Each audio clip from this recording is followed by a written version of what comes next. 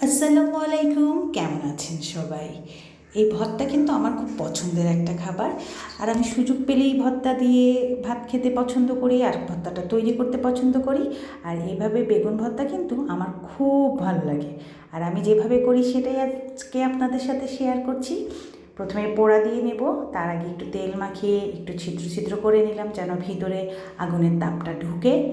এই তো ভালো করে পুড়ে নিয়ে বেগুনটা, তারপরে এটার মধ্যে এই যে পেঁয়াজ, শুকনো মরিচ, কাঁচামরিচ, রসুন, ধনেপাতা সব রেডি করে নিয়েছি।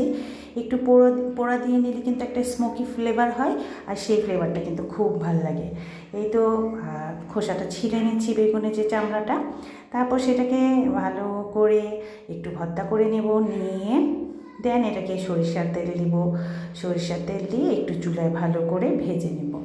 এই তো সরিষার তেলটা দিয়ে দিলাম কড়াইয়ের মধ্যে। আমি দস্তার কড়াইটা ইউজ করি, দস্তার কড়াইতে কিন্তু রান্না মজা হয়, ভালো লাগে।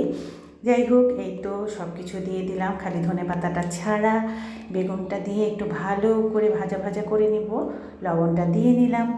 এই তো এভাবে করে কিন্তু আসলে হয়ে যায়। নামানোর একটু আগে ধনেপাতাটা দিয়ে নিলে ধনেপাতার ফ্লেভারটা কিন্তু খুব ভালো আসে। বাস, খুব ঝটপট হয়ে গেল আমার পোড়া দিয়ে বেগুন ভর্তা।